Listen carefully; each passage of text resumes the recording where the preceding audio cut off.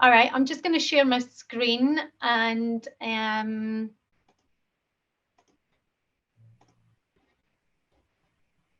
just present. So if we can just start off with a karakia, you can word this along with us, but we'll just start with whakataka te ho. Whakataka te ho ki te uru, whakataka te ho ki te tonga, kia mā kina kina ki uta, kia mā taratara ki tai, e heke ana te atakura, he tio, he huka, he hauhu, tihe mauri ora.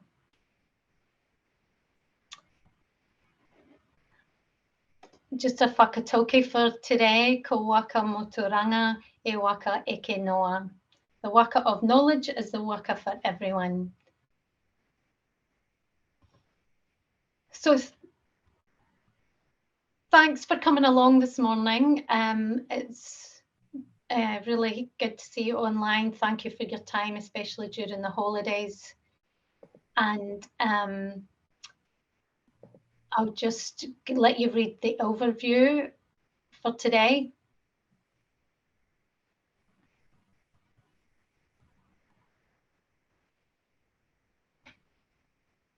Janine, did you just want to share a bit on the session? And yep, so what we're kind of hoping today in a short hour is that you get a bit of a taste of the sorts of resources and areas we'd go to support wellbeing in a maths context. And it's not just around the types of tasks you use, but more about how you'd possibly set up the maths classroom. So we're going to link that all for you. And then hopefully if you like some of what we've talked about today and you want to know a bit more, you can get in touch with us. Yeah, it's hard to do a topic like this justice in an hour. So this is really just, yeah, a bit of a taster and to give you a bit of food for thought. But like the whakatoki said, we're not the only people with some expertise in this webinar. So we're drawing on some of your thoughts and capturing some of those at different points of our little session today as well. great. Okay, so you can't, you might have had your wee brains on holiday a wee bit, so we thought we'd better get back into a little bit of maths. There's no way we could do wellbeing in a maths classroom without doing a wee bit of maths ourselves. So here's a quick little task we're going to get you to have a look at, and we've popped the link for where we got these from and other really cool sort of starters that you can use with kids in the bottom of the slides. So yeah, just going to give you a couple of minutes. So yeah, if you thought you were just coming on to listen, think again. You're going to get your wee brains on the maths. So yeah, just have a think on your own about this, and then yeah, let us know what you think. I think we were going to do this in the chat, weren't we, Lou? Or we're going to unmute and talk.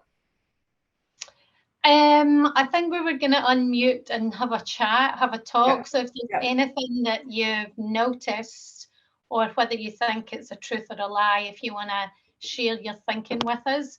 But if you would rather just put your thinking in the chat, then go for that. Always fine. Yeah. Well, we'll give you some independent think time, and then yeah, pop when we in a few minutes we'll get you to unmute or pop it in the chat what you're thinking.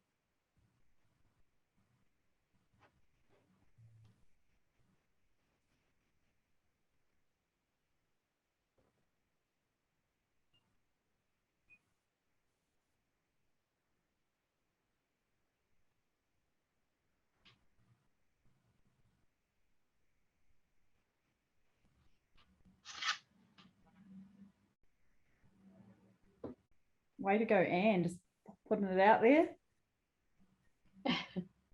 I can't see the chat, Janine, so if you can. Okay, so Anne and Heather think B is a lie. Okay.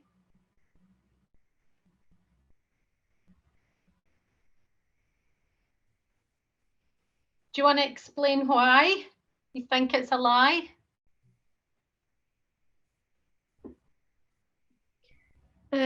Well, it says two circles are more than half full, so it's the more than. There's only one that's more than half full. Which one's that? For statement B, which is I believe is false. Yeah. So there's only one circle that's more than half full. The rest are either half full or less. Mhm. Okay. So what colours are you looking at there? Oh, they're all the same color? Look, I can only see orange, or is it maybe colorblind? Yeah. Did anybody see any other colours? Did anybody read the fractions as being orange or read the Oh fractions? my goodness. Oh, that's clever thinking. So it's Oh yeah. Makes you think, hey. Yeah. it's Okay, really this is looking at it wrong. differently. So is your statement B still false if you look at white, Anne? No, it's incorrect. It's the opposite. So then everything becomes the opposite, if that makes sense. Mm-hmm. Yeah. So Thank you for sharing. That was really, hmm. really helpful. Anyone else?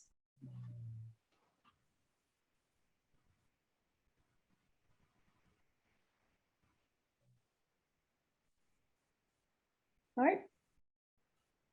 Okay, nice. So back in the day when some of us were numeracy project trained, there was such a thing as hotspot warm-ups. Warm-ups are still a thing. It's a great way to start your maths classroom and getting kids to engage with mathematics. And also, one teacher recently told me warm up the talk. So getting kids to talk, and this is quite a good talk-worthy task. Unfortunately, most of you, apart from Natalie, are sitting in silos at the moment. So we're using digital to communicate, but in your classroom, you want them talking, and this is a good way to warm them up by talking. And most kids could jump on and have a go at this and at least have a conversation. So nice little warm up. But we popped in the bottom of the slide this is one of the ones from Maths Before Bed, which was a nice little resource that came out for parents, actually, I think originally. And you can download the little resource and clip it and use it on slides and with your kids printed out.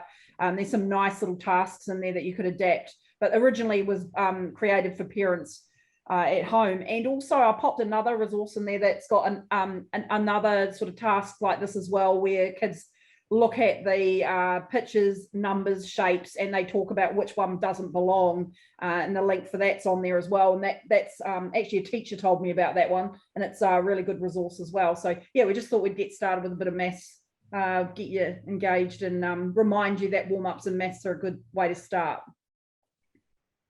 Nice. Alrighty, so back in 2016, Eero made this statement, and it came from the Wellbeing for Success resource that we've popped a picture on to the right. And you would have seen that. I can't believe that came out in 2016. Feels like it came out not that long ago, but time seems to be whizzing by. I'll let you have a quick read of that statement, and then I'll talk to you about what we're going to do with it. So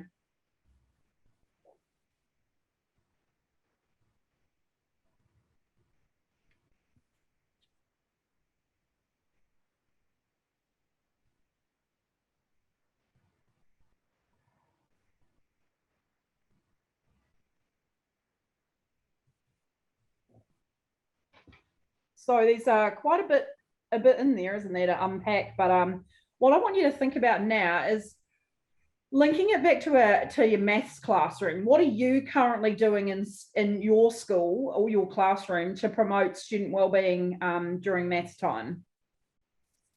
Because it's obviously really important according to Eero, and we just want to know in maths what that might look like. So what are you currently doing? And I think, Lou, we're going to pop this in the chat. Yeah, if you just want to make some comments in the chat, that will be good. So if it is just linking back to some of the things that have been highlighted in the statement, you know, engagement, how social emotional behaviour is being promoted, how do you know they're satisfied at school with life at school? So anything that relates to those key areas.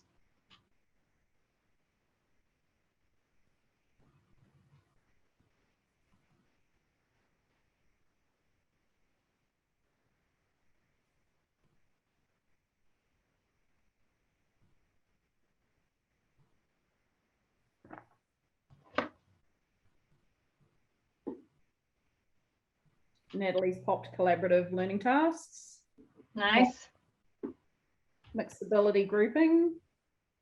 Fluid, nice. Rather than mixed ability, fluid, is that right, Natalie? Yeah. Yeah, it's just a habit of calling it mixed, but it's actually not mixed, it's fluid. So Yeah, it's just the syntax. Yeah, I talk about flexible too, because mixed ability kind of gives a bit of a message that it's always got to be like that, doesn't it? Nice, thanks. Tom, yours flashed up and disappeared. Tom does I agree, disagree rather than right or wrong. Nice, good use of language there. Warm-ups, whole class, buddies, resource available to all, rich tasks, flexible grouping, talking. Oh, talk moves, nice. Thanks again.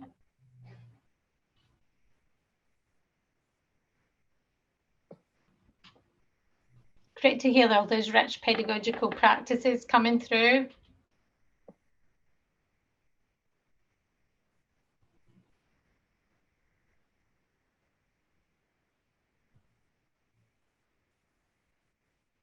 I guess this is really setting us up for where we're heading to for the rest of the webinar. And we'll come back to this again and just talk about the sorts of things. So I want you to have your own class in mind and your school and as a context for what we're going to be talking about moving forward. Oh, yeah, Tom, thanks for that. Changing the wording and perceptions of exams and tests to checks in mastery. Okay. Are you secondary, Tom? Right. Thank you. Okay, great. Okay, just the research that we've used and is in the folder is taken from, some of it is taken from a piece of research that came out in the late 2000s, and it was based on the Ontario model, which was about promoting wellbeing in the mathematics classroom. The Ministry for Ontario had partnered with the mental health sector and devised kind of key concepts, key big ideas really for enabling positive well-being in education. And then that thinking was then translated into math specifically. So here are some of the key concepts that they promote under the maths kind of under maths development really. So you'll see there at the centre it's the physical, the cognitive, the social and the emotional, and then the key maths dispositions, proficiencies and skills really kind of sit around the outside. So currently we don't really have anything in New Zealand that's specific to maths per se, and that might change in terms of the curriculum refresh. What we do have in New Zealand, however, is in terms of well-being, or a model of well-being, is Te Whare Tapawha, which you'll most likely be familiar with. So if there's any focus in your schools on Haora, this is probably a model that you'll be using already. So the 4 different dimensions reflect or support, you know, the physical well-being,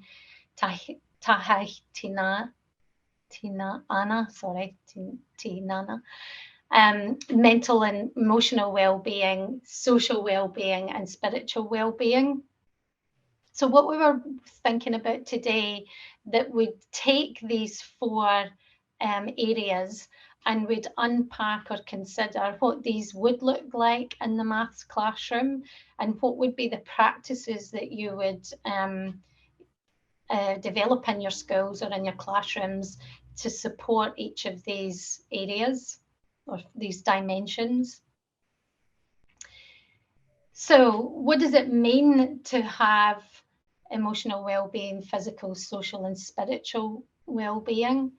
And one of the diagrams that we found on the and TKI and under the Te Whare Tapawha model were these areas here. So, or these ideas here about what it means to have hauora. So I'll just let you have a read through each of these and make connections.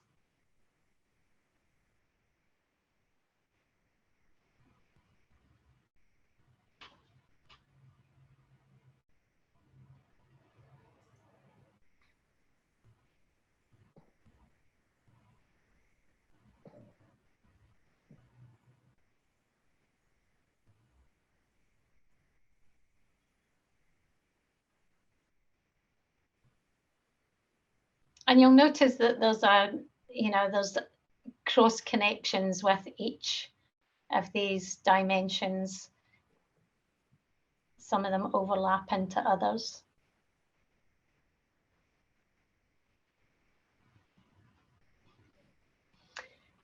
So I'm just going to take us to an activity that we thought would create some breakout rooms. As there's just a small group today, I might just get you to work kind of individually. So apologies, we thought we'd have a bigger group with groups to have more discussion. But the aim of this activity is just to get you to think about how does this, with each aspect of Te Whare Tapawha, what does this currently look like, or what could it look like in your maths classroom? So I'm just going to stop sharing this slide deck and take you to here.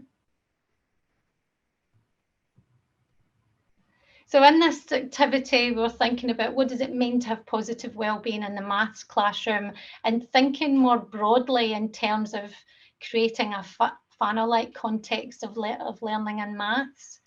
So if you could add in some ideas of how you would promote physical well-being within a maths context. So what would you be doing to promote physical well-being in the maths lesson, or in the term, throughout the term?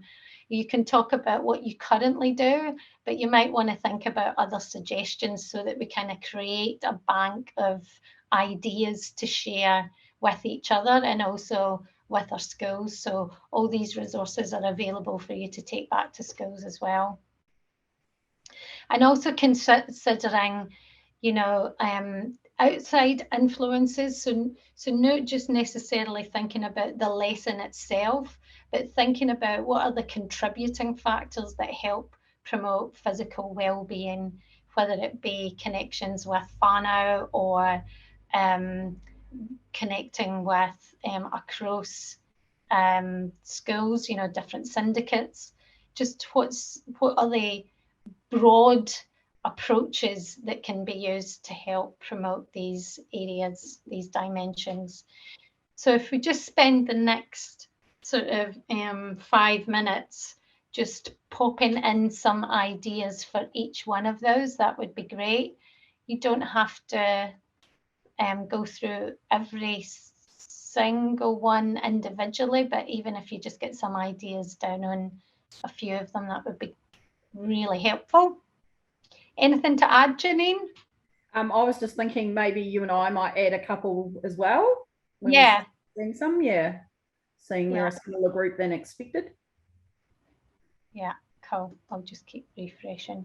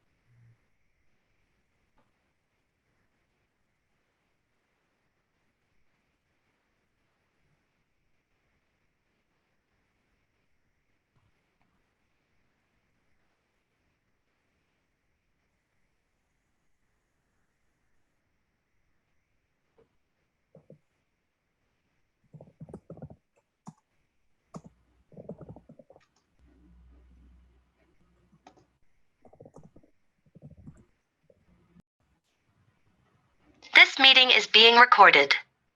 Lovely, thank you for that. I'll just take us back to our next slide. So just going back to our research, here are some key thinking from Ontario Ministry of Education. So like you highlighted in the activity there, that we know our students, so relationships are key. We understand through assessment where students are, what they're coming with.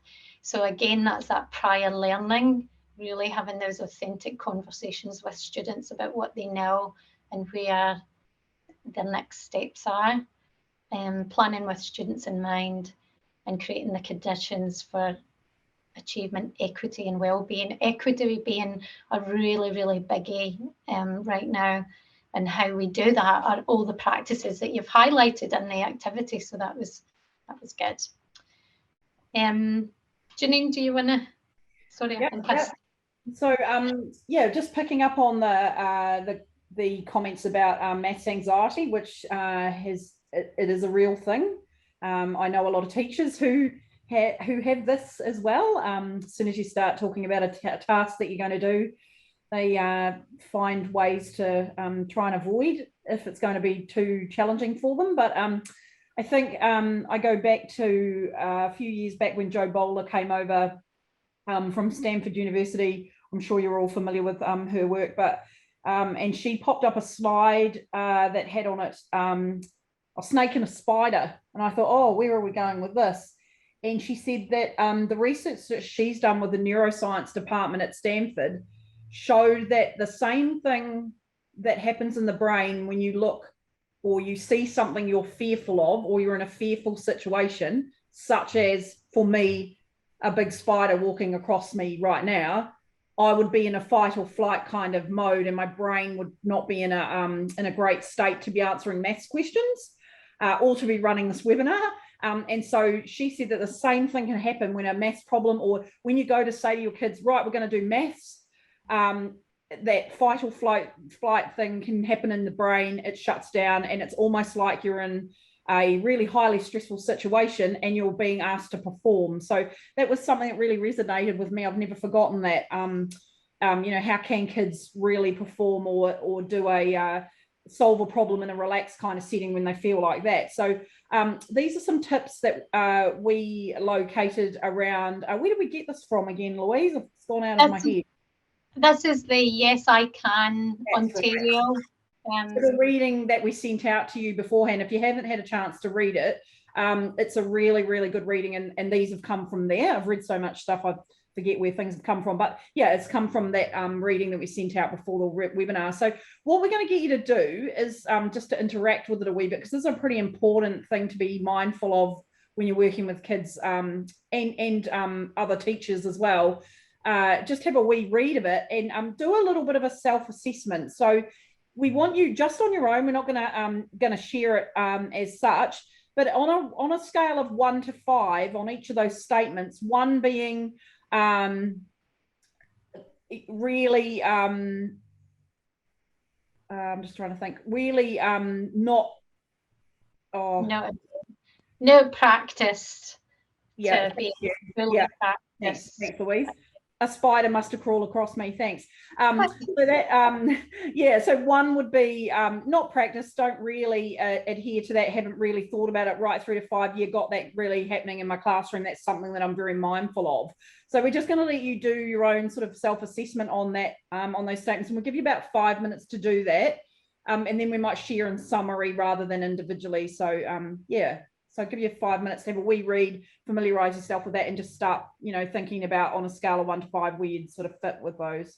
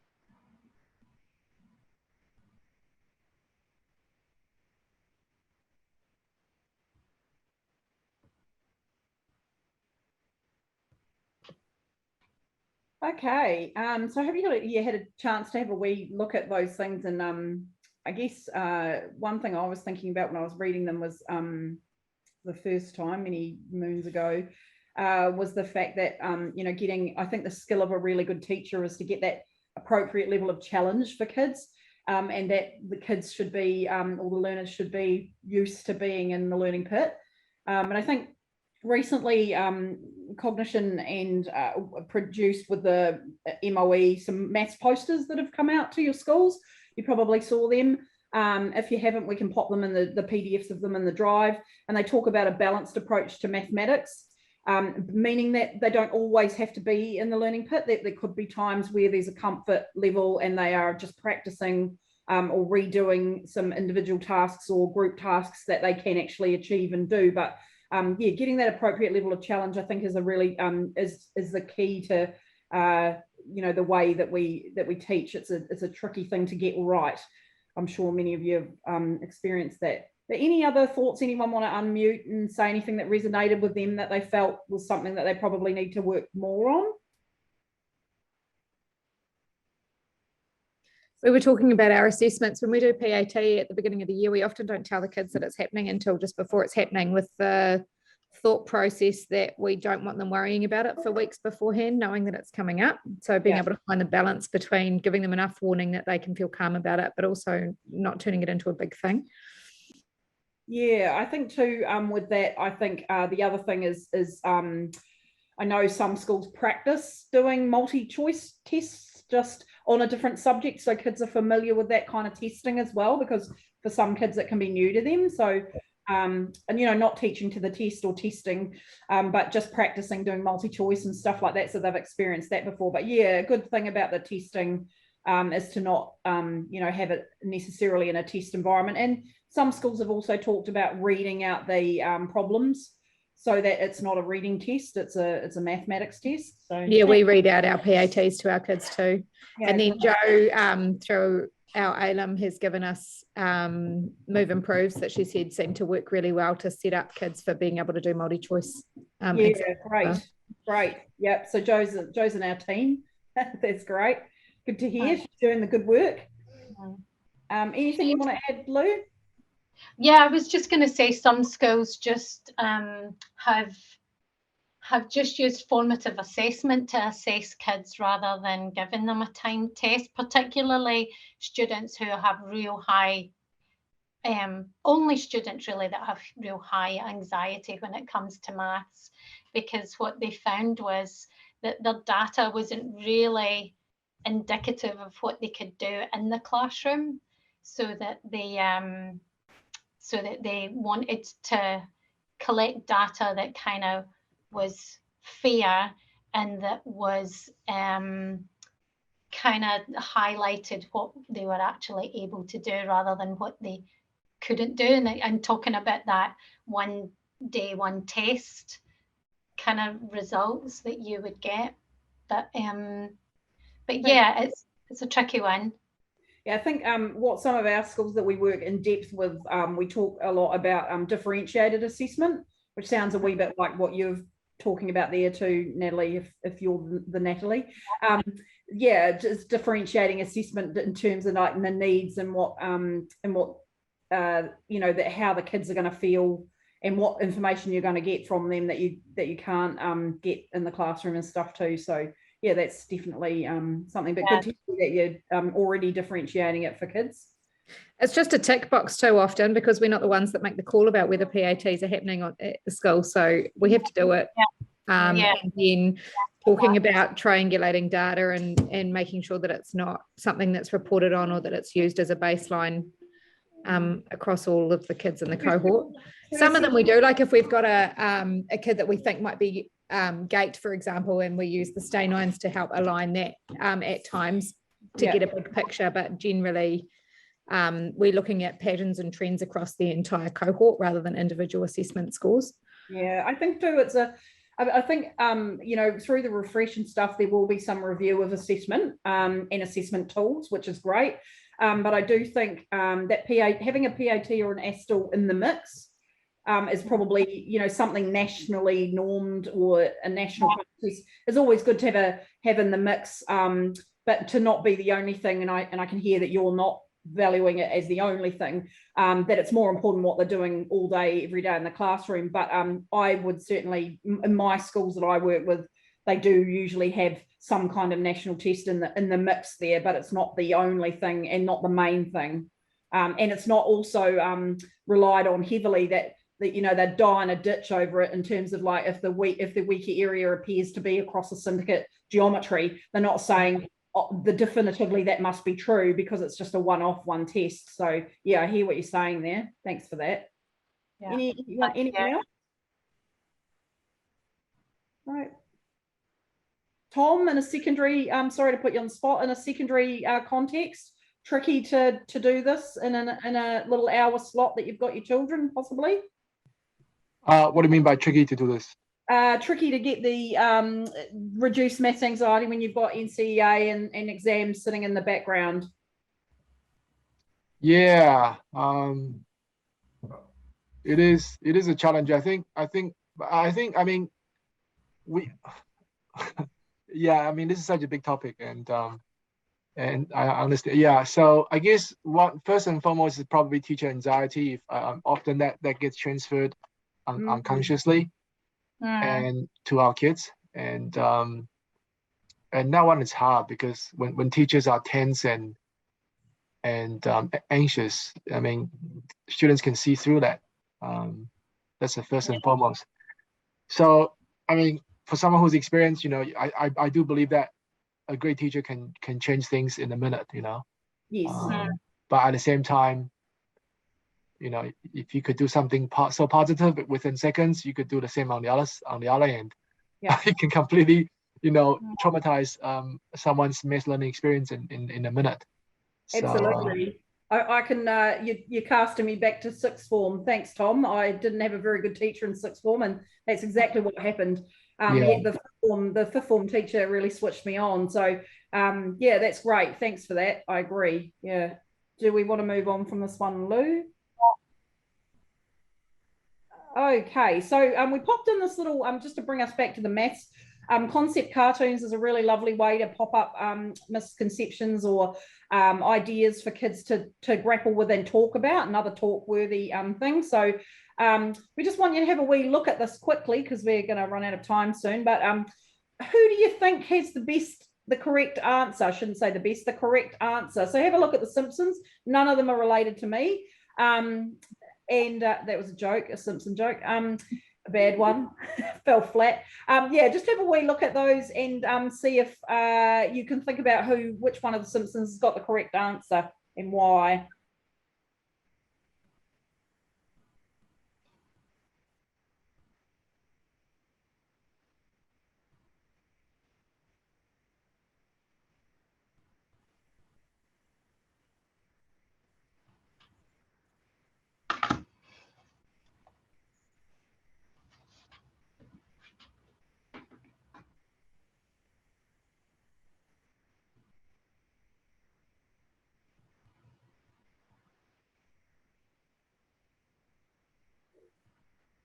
And I guess while you're thinking about this, yeah, this was just to show you a real example of how you can focus on developing that growth mindset with kids, and give them a context where it's okay to have a go. You can see the different types of ways that the kids, the Simpsons, have answered this is probably what you'd be seeing misconceptions around decimals in your classroom as well, and that it's not necessarily a wrong answer, or a wrong answer isn't necessarily bad. It's just an opportunity to learn. So these little concept cartoons are really nice, because it takes it away from the kids being wrong and things, but that yeah, can unpack some of those maths misconceptions here, which we've the Simpsons have highlighted for you there.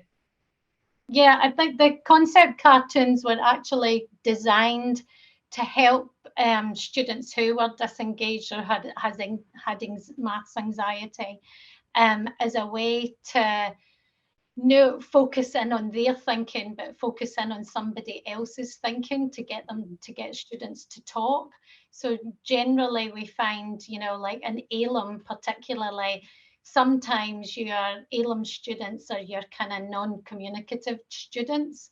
So these were specifically designed for those interventions to get kids talking.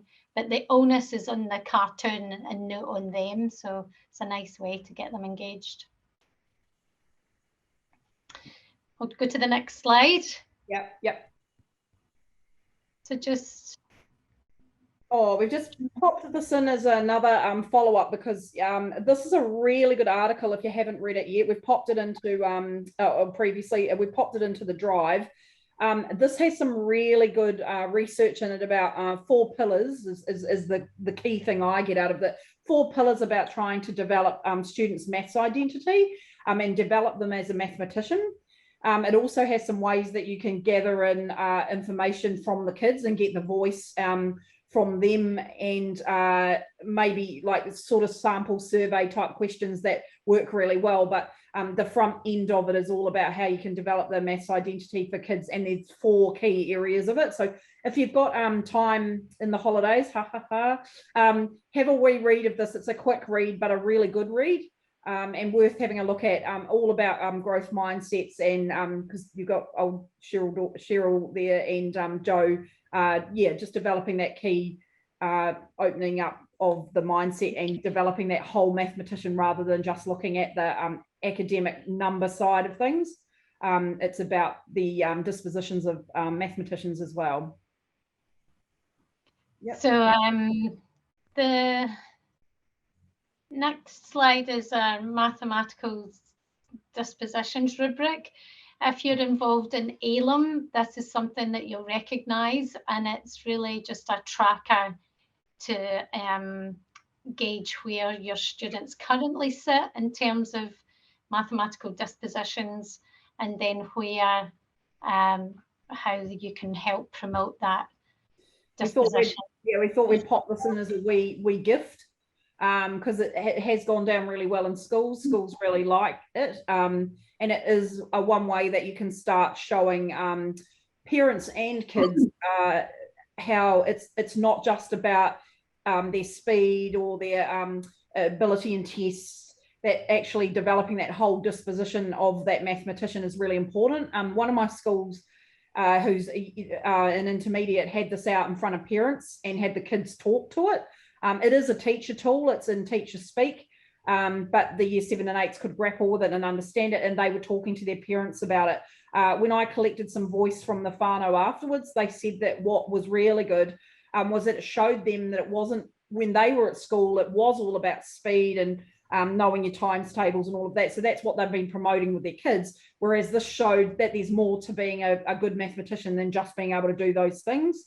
And so that was really powerful feedback for all of us around getting that the families and parents to understand that there's more to it than that. We know more than we did back then.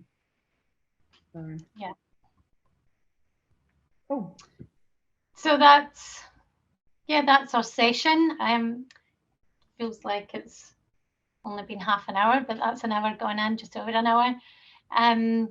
There's all the resources are in the folder, so the rubrics in the folder. So if you want to access that and share it with within your schools, then that's great. Anything else to add, Janine? Or no, if you want to learn more or know more about, because that was a kind of like little cliff notes about the mindsets in mathematics and well-being and stuff, we can definitely help you with more. If you want to get in touch or if we mention something that's triggered something for you, we can definitely share some more resources or give you some ideas. Or if you're working with a facilitator already, like Natalie's school, then you'll have access to those things anyway. But yeah, happy for you to get in touch with us and have a look out. There's more free webinars available in other areas to do with mathematics from Cognition at the moment too. great. And thanks for your time in the holidays.